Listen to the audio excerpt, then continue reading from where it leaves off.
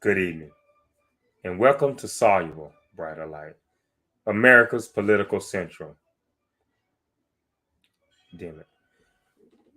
We have a lot to unpack tonight, Brighter. We have a lot to unpack tonight. We took a week off for some downtime, and since then, what's happened or what's been happening in politics, nothing has really changed as far as mass shootings are concerned. Um, America's since had another birthday from the time of the first Independence Day in what I think was the year 1776. So we have a few things to unpack tonight. Now, as I've always stated, and what we stand by here at Soluble, with the podcast itself being named Soluble, we feel like as human beings, any problem that we create, that we should be able to solve it. And to solve it, you have to, what we believe, first start off beginning with harsh truths. Harsh truths. Now, the truth shouldn't be harsh, but when you're trying to solve a problem that will help benefit all mankind, all humankind, then, maybe that is the best adjective to describe the type of truths that we need to be telling in order to make a more perfect union and make lives better for everyday Americans in any given situation. So, as I said, we've had another birthday in this country. The country celebrated another birthday. I myself, I chose to not celebrate with America this year because I'm disappointed. Because as a country, you would think as the country would get older, kind of like most people, it would get wiser also. The country would. But the country seems to be either at a standstill or going backwards and becoming a less intelligent, more violent, more stupider country. So, therefore, while we appreciate the fact that we were able to celebrate another birthday, we have to ask ourselves, are we celebrating another birthday as a country while the country is in decline? Are we celebrating another birthday for the country as the country goes into decline? Let's think about it. The vote, the vote is very important. It always has been important. But the vote is the first line of battle to be drawn in this war, so to speak. Not necessarily a physical war with bloodshed and dust and such, but a mental intellect, a debate war to see what we can come up with, to solve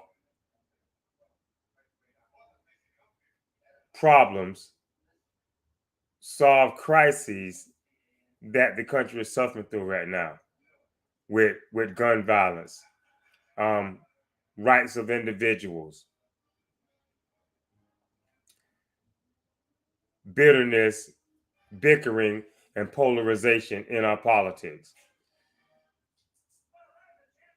We have to deal with harsh truths and take a long look at where we come from to how we got here now. So let's unpack some of these things. Since we took the last week off, as I said, mass shootings, they're continuing on. We're finding out more and more about the sinister nature of what was going on during the last administration of 45 the lengths and depths that he was trying to go to overthrow a free and fair election. And there's no need in this if the Republicans can make the case. And if they can't make the case, then what? Do we resort to violence? It's snowballing. It's snowballing out of control, and we're at a very pivotal moment in time in America today. And as I said, as I just stated a few minutes ago, the first line of battle will be fought at the ballot box in November. If you're tired of mass shootings, having your rights challenged, if we feel like now that the Supreme Court is even attacking the environment, the EPA, trying to tell it how to do its job, has no respect for climate change. All these things affect our daily lives when it comes to weather phenomenons, things that are no longer once every 100-year happenings that are happening on an annual basis now. Mass shootings that are happening on a daily or week-to-week basis. Rights being violated, rights being turned back. The ballot box is the first line of defense for all of these things. It's the first line of defense. And as Democrats, we must attack it. We must attack the ballot box in November.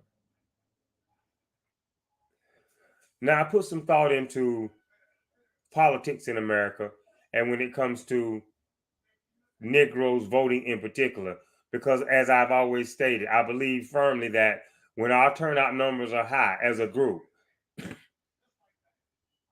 then we usually get what we want out of the mass turnout. We usually get the result that we're looking for, which is a victory for our candidate when our turnout is high.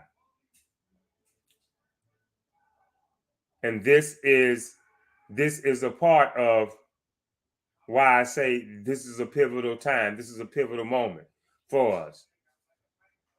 Now, when we look at politics,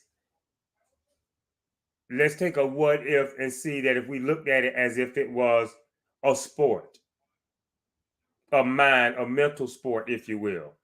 Now, we excel in all sports all across the board here in America, the ones that we participate in, the ones that we like. We excel in them handily. Sometimes unequivocally, we're excelling in these sports. And these sports are primarily for entertainment.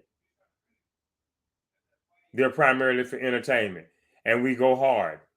We go hard at it to be the best that we can be.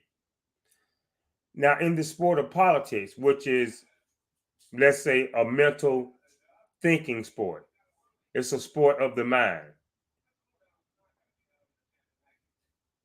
The question for Negroes voting in America today, can we excel in this sport? Do we have a willing mind to try to excel in this sport? Because it's a sport of the mental. Now, as I said, all the other sports, all the other leagues and associations that we participate in America, they're for entertainment. And entertainment is good because life can't be all work and no play. Entertainment is great. It's a great stress reliever, a way to exhale, if you will, and get away from the hustle and bustle, a time to relax and laugh a little. Now, this mental sport of politics is dealing with our everyday lives and our everyday well-being. So we should at least very well want to participate in this mental sport. I mean, entertainment is one thing. Like I said, it's good. It has its perks. It has its pluses for the mental psyche. After a long day at the office, a long day in the field of doing whatever your trade of choice, your employment of choice is. But a sport that has an everyday bearing, an everyday effect on your mental well-being, your everyday lives, your livelihood. That's a sport that we ought to want to excel in, because there's nothing to laugh about here. There's no time to let your guard down, if you will, to be relaxed or whatever, like at a sporting event that we excel in when it comes to these physical activities. The mental sport of politics has a lot to do with our everyday lives and our everyday well-being. So we ought to, at the very least, want to participate in it, want to excel in it. To strive to be the MVV, the most valuable voter, or the MIV, the most improved voter. We ought to be seeking to be the best at it that we can be, just like we do in these sports of entertainment that really have no effect on our everyday lives, on our everyday well-being. I mean, the best sporting event, whether it be a Super Bowl, NBA Finals, World Series, or whatever, these events of entertainment only, merely, they're not there to solve mass shootings, or whether you're going to have your rights to vote or rights to choose, etc. But the sport of politics, it has to do with all of this. And if we turn our backs on this sport, or if we don't try to excel in this sport, then it could very well come to pass where the other sports that are for entertainment or what have you may no longer exist, or may become to exist in a different form, a different format, or, as I said, possibly not at all. So, that's where we're at here at Soluble. If we want to solve it, it can be solved. The everyday carnage, the week to week carnage and bloodshed from mass shootings, it can be solved if we get in the game, if you will. If we participate in this sport, the sport of the mind, a mental sport, a sport of debate, a sport of knowing policy, knowing the views, the stances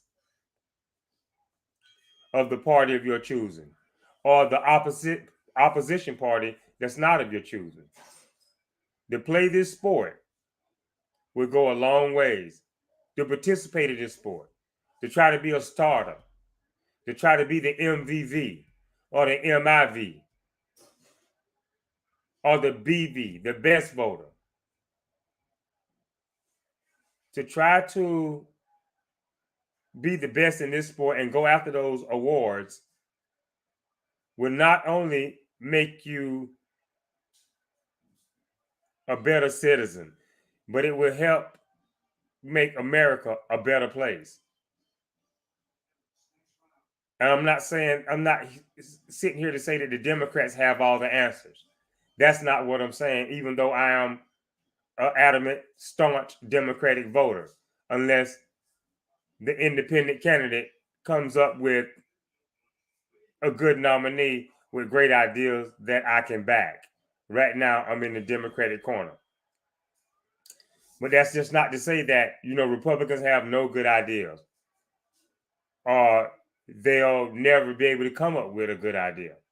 That's not to say that at the same time. This is just a party of my choosing what I feel like is, as I said before, the lesser of two evils. And you have to ask yourself now, today, more than ever, with the mass shootings,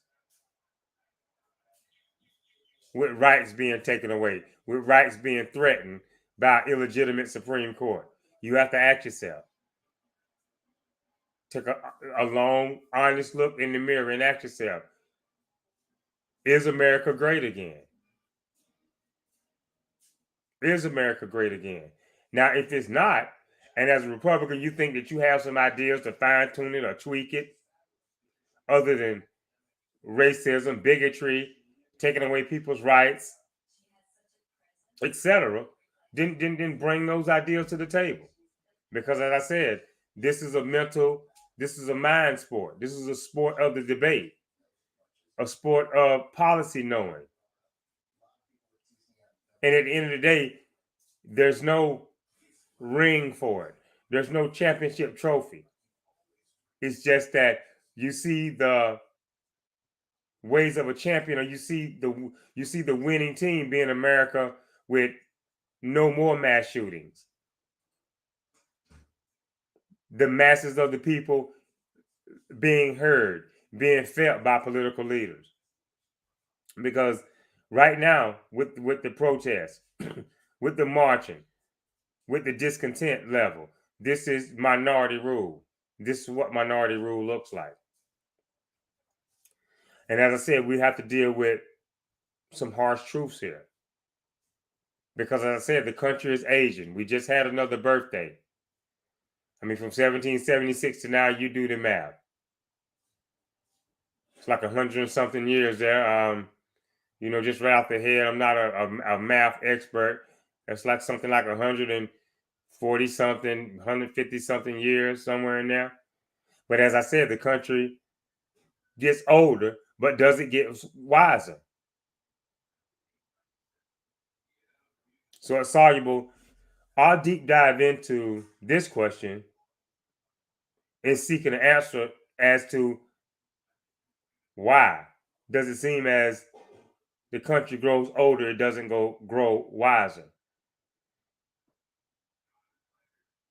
We're close to becoming that shiny city on a hill, and we do things to set ourselves back. There's no other country that's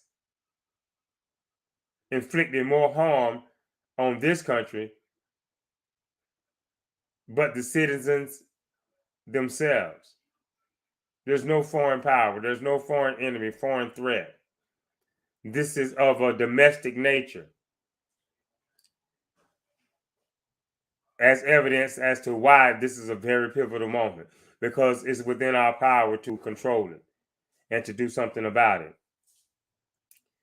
Now, the deep dive observation that we've taken as to why we seem to be into this political funk, this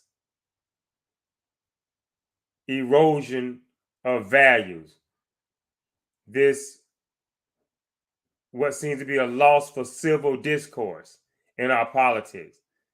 How did we get here? Why are we here? At Soluble, our take is that the battle to see whether America would be half slave and half free, or the war, if you will, the Civil War. At Soluble, our take is that the Civil War battles, the physical battles, the bloodshed, the firing of weapons, the human death toll, that part of the war ended. But the ideology, the mind state of the Confederate States, the direction and belief of what the country should be as far as states' rights when it comes to the Confederate States. Once the physical battle was over, that thought, that ideology, that determination, that will of the Confederate state was taken to the halls of power in Washington, D.C. And that's where we're at now. Thus, we have a pivotal moment in politics where it's now or never. And this is the first step in avoiding further bloodshed, more succession. Because I said, succession again after 100 something years, this may be a good reason why we seem to be getting more dumber as a nation, less intelligent, why we can't get out of our own way. Because we still have the Confederate States of America with a mental thought that they've taken to Washington, D.C., and through lack of voter participation, have been able to have that Confederate ideology, that Confederate mind state to thrive in the halls of power. That is soluble stance as to why we seem to take 2 steps forward and then we take 3 steps backwards. Because the States' Rights Party is determined still. The Confederate ideology is alive and well.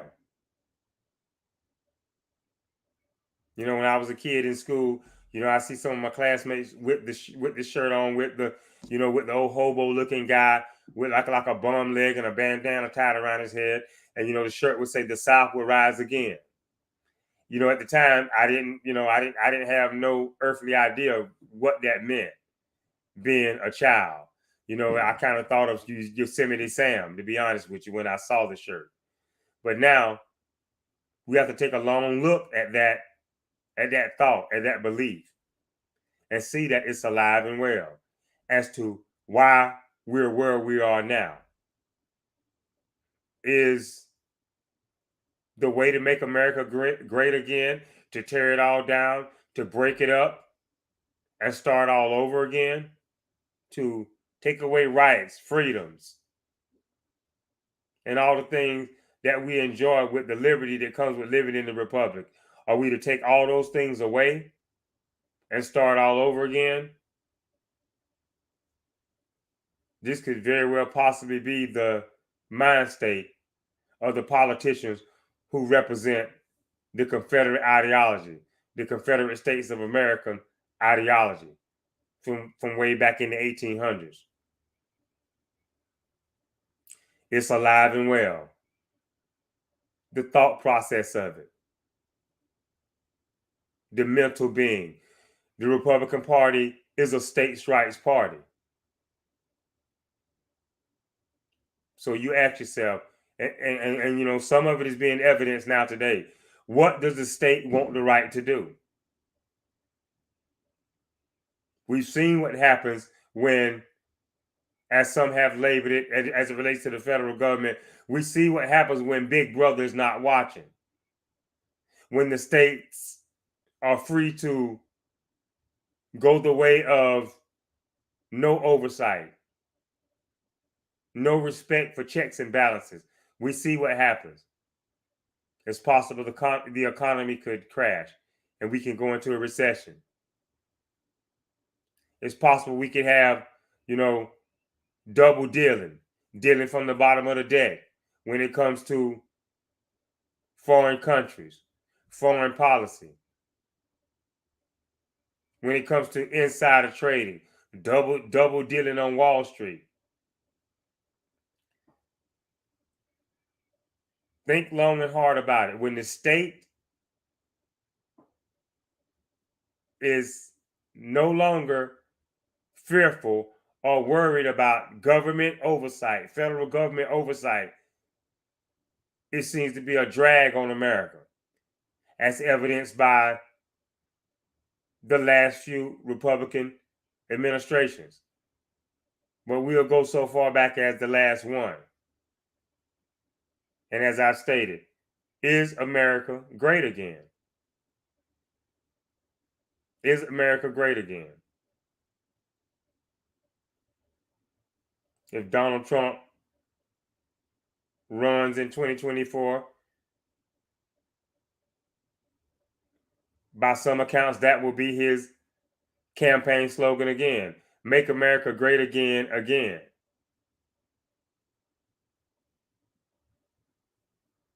It's not on Joe Biden, as it may seem.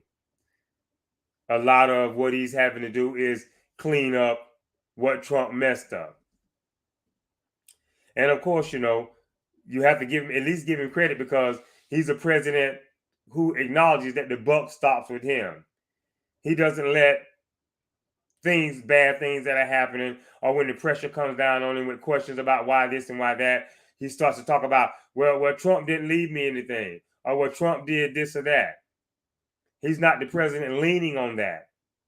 I mean, at times when he stated it, that's one of the harsh truths. From 4 years of not total chaos, not total bad economic mismanagement, but from 4 years of states' rights rule, no regulation, zero to no regulation. The fox is guarding the hen house in those 4 years. So when the next Democratic administration comes in, there are some things to clean up when it comes to fiscal responsibility. Some of the leading economists, experts on the economy, have stated outrightly that repealing part of the Trump tax cuts will go a long ways in helping with inflation. Will play some key role in helping ease the pain of inflation and another possible recession. So it all harkens back to this November, coming up to the midterms. Now here's, as I've just described to you, in the best plain view, honest to goodness terms I can, of a Confederate States Rights Party, the Confederate States of America. The ideology is alive and well. Can America police itself? We go all around the world. We'll have the war on terror. But can America police itself now? That is the question. Because as I stated, we fought this war physically on the battlefield in the 1860s. And where it should have been there, and America be able to look back, learn, and then move forward. We haven't. So it's going to be a test to see whether democracy survives by what our turnout looks like in November. If you're tired of mass shootings, your freedoms being taken away, your freedoms being challenged or threatened, illegitimate Supreme Court, you have to go out and vote. You have to go out and vote.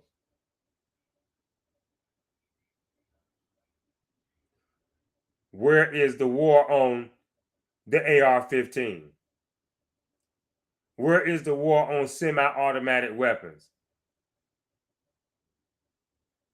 that are only bringing death and destruction to our fellow Americans, children, the elderly, innocent people just going about their lives in grocery stores, schools, parades,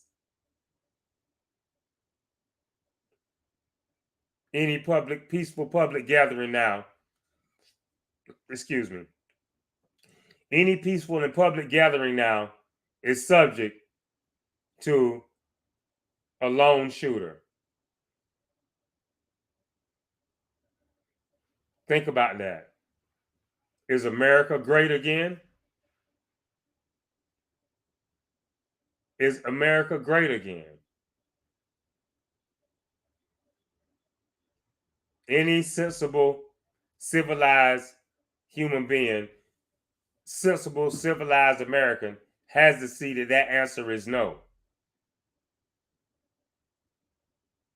Unless we dare get numb to this way of life, this way of dysfunction. And it's evidence that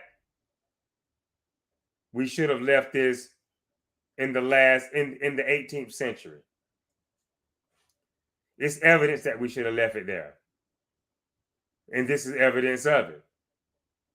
With the total dysfunction of something that was fought, an ideology of America, whether it would be half slave and half free or a totally free country. We fought for it. The North and the South, they fought it out, but it wasn't settled. And until it does get settled, this is where we're at a polarized moment, at a moment of dysfunction for democracy, at a moment of having your freedoms taken away, challenged. Life as you know it totally changed in state legislatures. So it is what it is.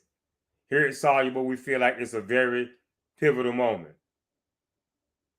And as I've stated over and over again, if we have the right turnout, if we have a huge turnout, then we can turn back the hands of time on this. We can stem the tide, if you will, when it comes to mass shootings. Now, with this shooting here, as I stated before, these are young kids or young adults, like the young man from yesterday. And we firmly believe that if mental health is the issue, why don't the parents know about it? Why are the parents of these children or young men not aware of what's going on in their home? Is too much freedom a bad thing?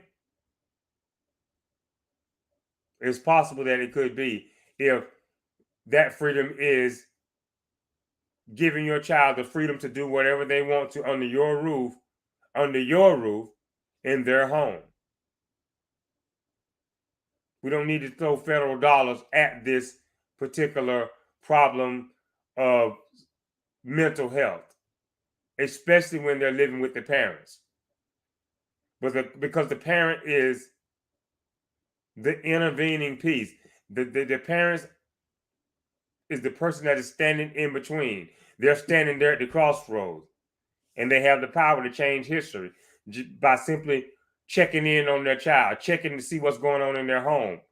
And if they see something that doesn't look right, that may be leading to death and sadness and trauma down the road, they will report their relatives, whether it be their children, their nephews, whatever, their grandchildren.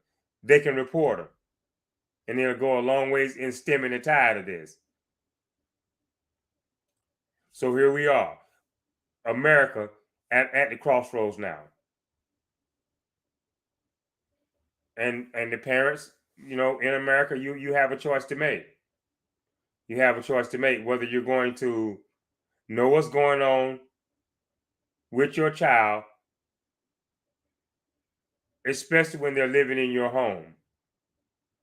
Especially when they're living in your home, because it is your home, unless you've just surrendered and declared that part of it belongs to the child and then they can do whatever they want to do. This is something we ought to take a long look at as legislators, as American citizens. Here you have children in the home, whether they be in their late teens or a young man in his early 20s. They're at home with what one would think would be a responsible parent, or to say the least, a responsible adult. And if you are responsible, you will take time out to at least consider what's going on in your child's room, in your grandchild's room, in your nephew or niece's room. It would go a long ways in stopping these mass shootings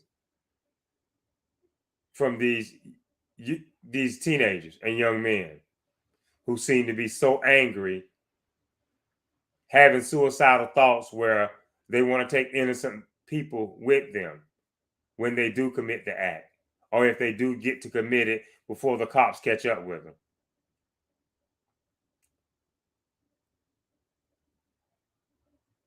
Since it's highly unlikely that we'll have this war, it's highly unlikely that Republicans of the Confederate States of America Party in America, it's highly unlikely that they will declare war on the AR-15. That one weapon. That one weapon. We're not saying on all firearms. So, let's not let Republicans hide behind the fact of, or hide behind this ideology that, well, it starts with AR-15, and then they're going to take them all away. The AR-15 is just the tip of the iceberg. We should be able to have a war on the AR-15. If not now, when? We've had the war on drugs. We've had the war on terror. Now, this one weapon, the AR-15, is a menace to society. It's a menace to society, causing not just death, but there are lingering effects for these children who have to witness this, for grown-ups who are traumatized or have to feel as if their head has to be on a swivel every time they go out into a public event, listening, looking, hoping, wondering if there's going to be any moment now where this peaceful gathering or this joyous celebration is interrupted by rapid gunfire, causing death, carnage, mayhem. America needs to wake up. But since it's highly unlikely that the Republicans are going to come to their senses, then it's going to be up to American citizens to vote them out. It's going to be up to American citizens to vote them out. The midterms is coming up. And it can only go from bad to worse if we lose control of the House and the Senate. If we beat them once, if we beat them in 2020, then there's no reason why we can't beat them in 2022. These state legislators, these senators that work up on the hill in the halls of power, they're sent to these halls of power, to this hall of power, by the state that elected them and sent them up to represent them. We voted them out once. We have to do it again. We got rid of 45 and bought in a new 46. If we got rid of 45, then surely we can get rid of some of these Republicans who are running, who are, as I said, they're salivating, they're foaming at the mouth because they can't wait for November to take over power. That's what their thinking is. And then to do what? To make lives better for everyday Americans? No. The Confederate States of America Party, one of their number one objectives right now, if they get hold of power again, if they can grab hold to the reins of power again, some of their top priorities is Hunter Biden and impeaching the current president, Joseph R. Biden. Is that what's best for America right now, for American citizens? Is that going to make our lives better? Is that really where the threat lies? Is that declaring present danger to democracy and to the republic as we know it? Liz Cheney and Adam Kinzinger are honorable politicians. And it says a lot about their character when they're bucking the trend of lies. They're going against the conspiracies and falsehoods about the election. It says a lot about their character. But, yet still, instead of getting a standing ovation or, congratulations or anything along those lines to support it, to support what they're doing, to hold the republic together, they're being threatened. They're being threatened. They're being harassed.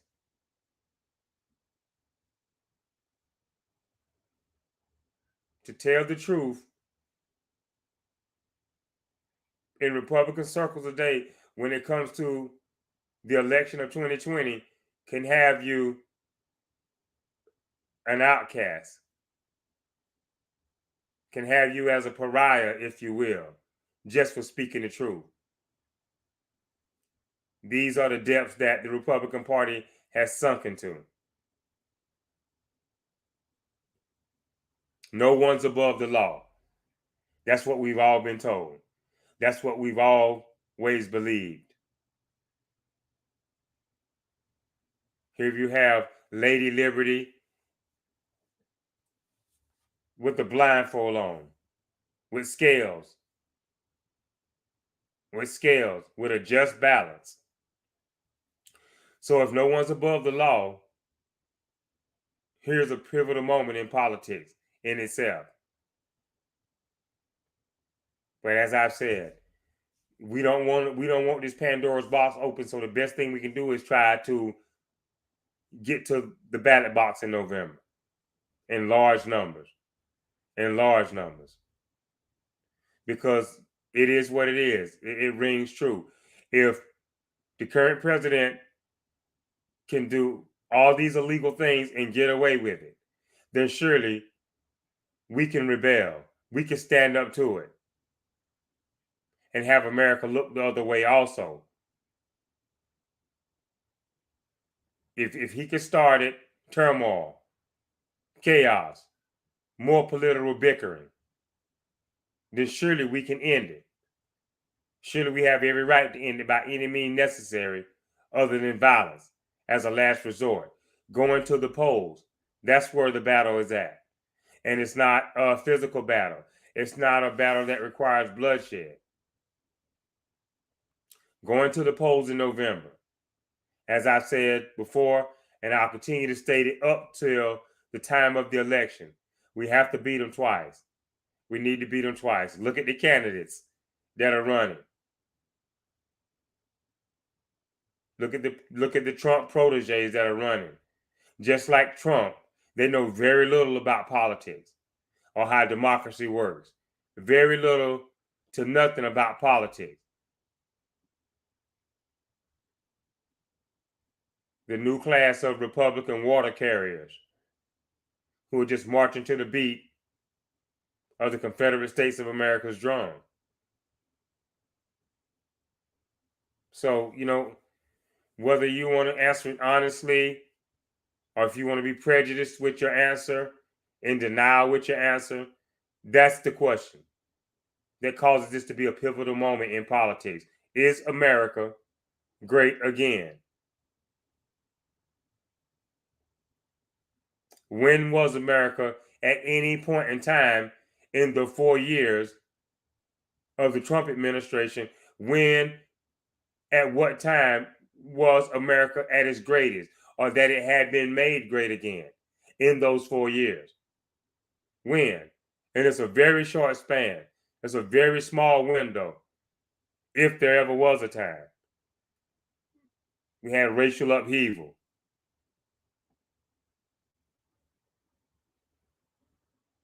We had foreign policy disasters,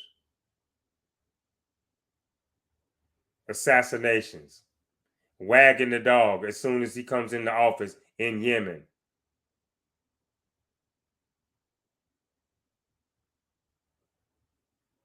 Yemen. Think about it. What would any sensible American politician or American president in power want to send blood and treasure into Yemen to make a sacrifice for? What do we have at stake there that's worth American lives? Now, up until 45, no previous president saw anything that was worth it for where it was within his first few months in office. He goes to Yemen and makes an attack. But this is what you get here. These wag the dog tactics, if you will. As I said, when was it great? in what time period within those 4 years where you could say, well, there was a greatness there, there was a great comeback there, and it fizzled out, or it didn't never materialize because of this or that. Where can we point to? The fact checkers couldn't keep up with the lies. The fact checkers couldn't keep up with the lies.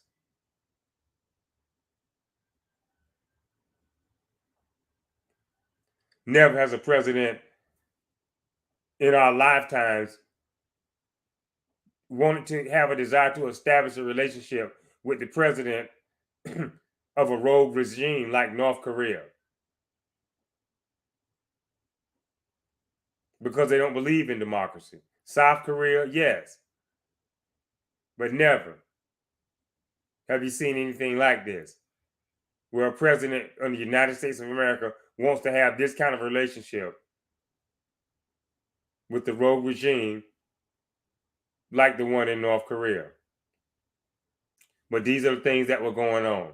Tariffs on China that really cost the American taxpayer, the American citizen, because the costs were passed off.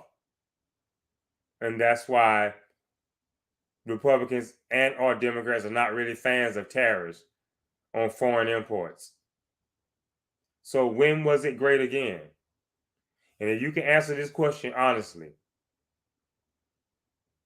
and your answer is it wasn't.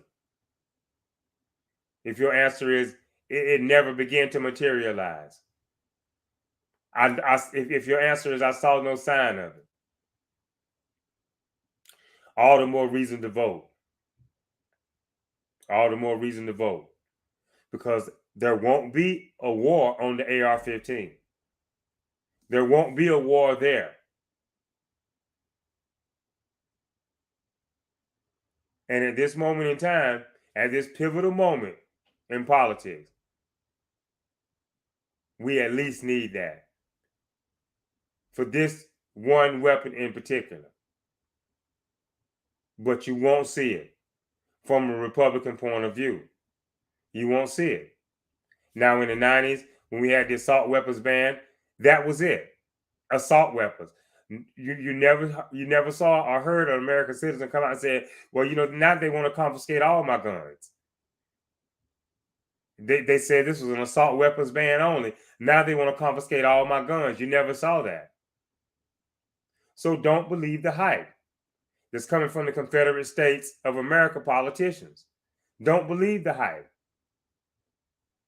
because that's all it is. It's spin. It's propaganda.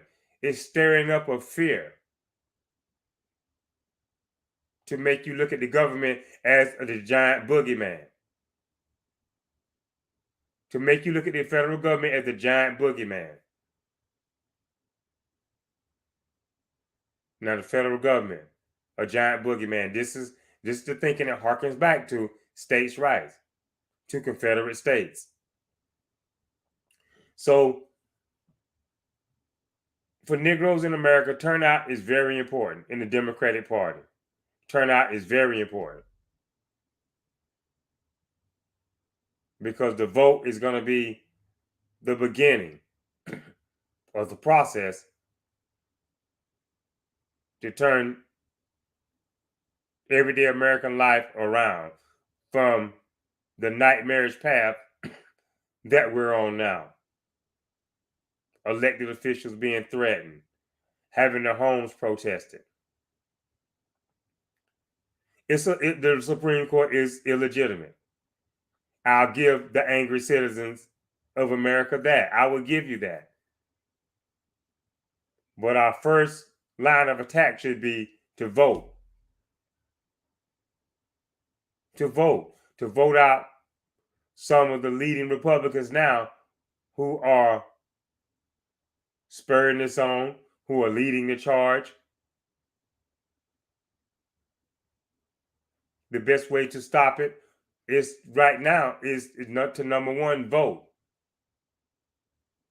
And just like the levels of democracy held during the insurrection, they'll hold again. But if for some reason they don't, because the Republicans don't want to respect the outcome of free and fair elections. So if for some reason they don't hold, then we'll go to the next line of defense then. But we can only cross that bridge when we get to it. Right now, the bridge that's in front of us that needs to be crossed is the bridge to vote, the voting bridge.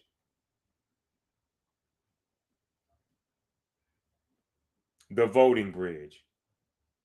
There's no give for the January 6th committee. There's no giving them voluntary testimony. There's no giving of information that will help lead to answers as to why this happened, and so as to make sure it never happens again. The Confederate States of America politicians are starting to realize that their numbers are dwindling and they may never come back to what they once were. So if that's the case,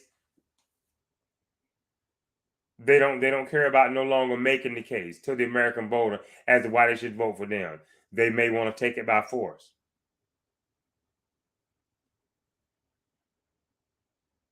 But you're not going to find that out, whether they're willing to go that low, whether they're willing to blow up the system. You're not going to find it out unless you vote them out. And then you can see where their hearts and minds are at as it relates to what their next move is, how they really feel about free and fair elections. The only way to test this, to see what lies beneath, is to come out in large numbers once again, and keep them out of office, keep them out of the controls of power in this country, to write laws, to write legislation that takes America back, that takes away our freedoms, that threatens our very livelihood as everyday Americans. We welcome all input. We welcome all comments, because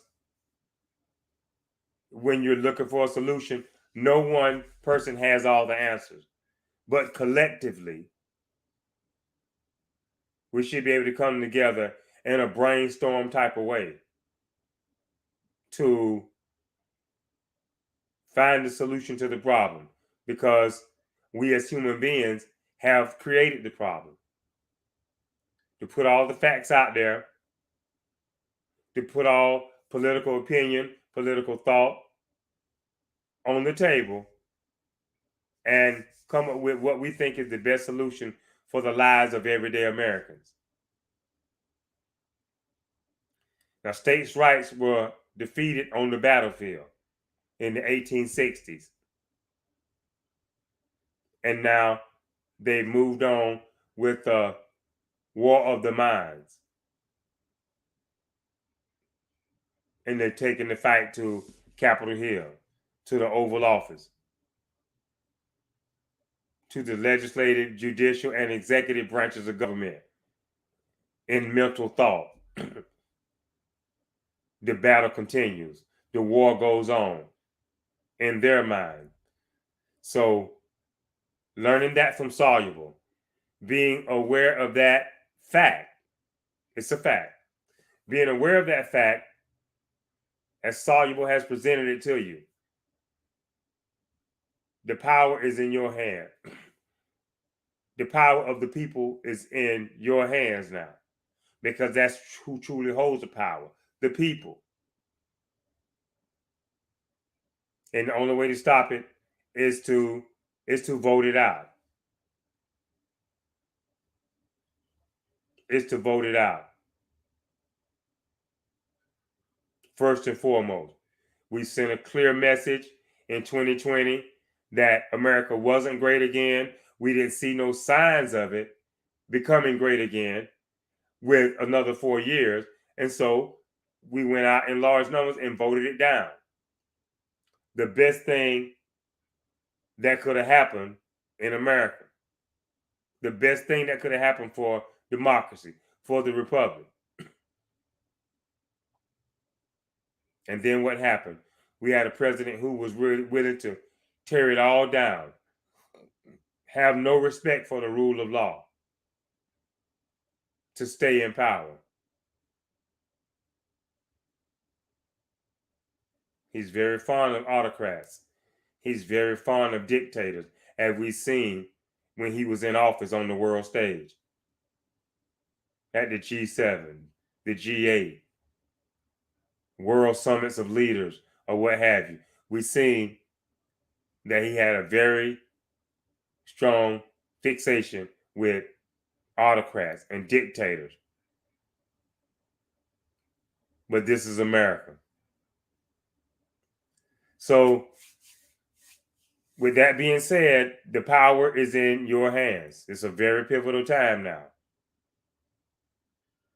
If you want what's going on now to cease to exist, if you want to go away altogether, then you have to vote.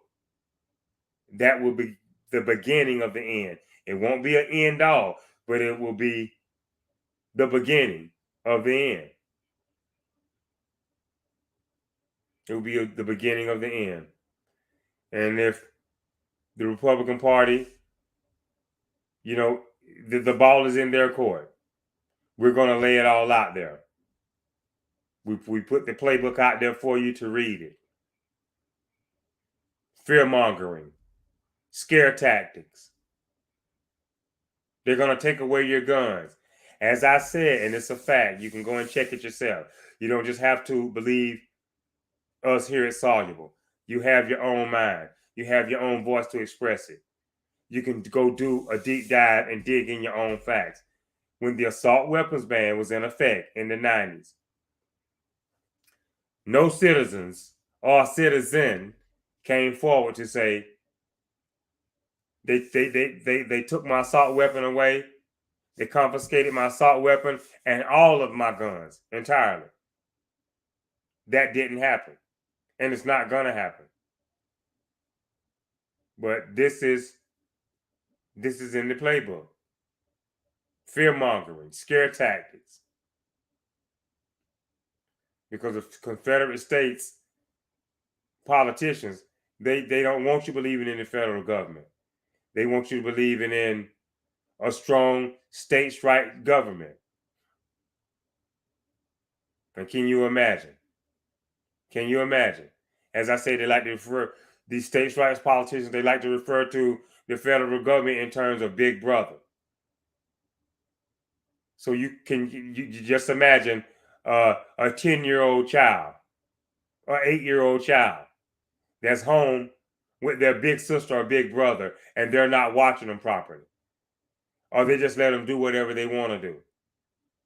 And you flip that around and turn the states' rights idea of government, relate that to the 10-year-old child, and you relate the big brother or the big sister to the federal government. What do you think the outcome here is going to be for this family?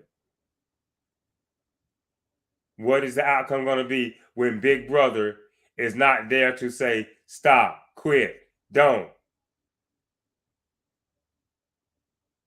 Something destructive is very likely to happen in that situation. Something very destructive is likely to happen. So that's where it's at with Republican politicians in America today.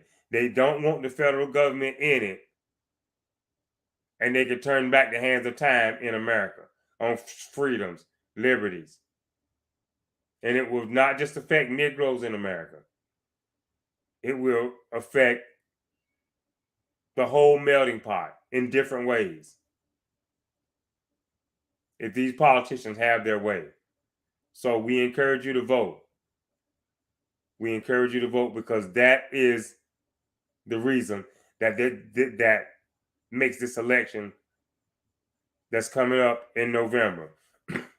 That's what makes the midterm so crucial, so critical. We couldn't give 44. We couldn't give President Obama a majority during the midterms in his first year in office. We couldn't give him the majority. And we see what happened. We almost lost the Affordable Care Act if it wasn't for the nobility and integrity of one late great Senator John McCain with a thumbs down on the Senate floor. If it wasn't for that thumbs down, we could have very well lost the Affordable Care Act. But we can no longer depend on Republican nobility or integrity. As I said, they want to tear it all down. They want to tear it all down. And they're willing to tear it all down and try to start back over again from scratch. So you ask yourself, if that's what's best for America, is that what's best? And if not, you have to show up in November. Not only show up, but show up in large numbers. Show up and show out. Show up with a determination, no matter how long the line is. Because your freedom is definitely at stake. Your freedom is definitely at stake, as we are witnessing right now, without even having a majority in the halls of power. We see what this illegitimate Supreme Court is doing. A Supreme Court with the last 3 justices that was built on lies, trickery, falsehoods. We have judges swearing under oath and then getting in the seat a lifetime appointment and doing otherwise than what they swear to on the oath. So it can only spiral, it can only go downhill faster on a collision course. With chaos, with everything disrupted, with the institutions that we hold near and dear torn down, broken up. But as I said, you, the people, have the power to make a difference. And that's what makes this such a pivotal time in politics today. This is the pivotal moment, and this is the reason why. It's not going to be a cure-all, but it's the first line of defense, is the ballot box. So let's get there in large numbers. Let's turn up. Let's turn out for freedom's sake, for democracy's sake, for the sake of protecting the rights that we have and the livelihood that we have right here in the country. This is Soluble signing off. We thank you for joining us. As I've always said, we're looking for the solution. We're dealing with the harshest of truths to try to bring about the solution, to tell it like it is, to hit the nail on the head in any given situation. We won't discriminate. We won't hold back when it comes to any group, any ethnic group in the melting pot. We won't mince words, because now is not the time for political correctness. We're on the brink. So we have to tell it like it is. We have to call it like we see it in order to bring about a change, a solution to the problem that we're facing today. So that's where we're at here at Soluble. If we have any chance of being able to solve it, we have to deal with truth. We don't proclaim to have all the answers in any given scenario. So as I said, we welcome further input, further intellectual input, debate. We welcome it, because 2 heads are always better than 1. But in this pivotal moment in politics, that is the question. Are we great again? Is the country been made great again? And if you can't answer that question honestly and sincerely with the emphatic yes, then you know what you have to do, because this is not going to change. This is not going to change if we don't go out in November and rock the vote real hard. Next year around this time, who knows? We may have 2 mass shooters. We may have, a parade in every city shot up. So think about it long and hard. Join us on Wednesday. We will be covering politics in America as usual, how it affects our daily lives, what we can do to make our daily lives better and better and better. And we will strive and attempt to leave no stone unturned in discussing these matters as it relates to politics in America and how it may affect us in a negative way, to the point of where we want politics in America to affect us in a positive way. Bipartisanship, working across the aisles. That's what we're striving for here. So until we meet again, we'd like to thank you for joining us. This is Soluble, signing off. Until the next time, good night, and thank you for joining us.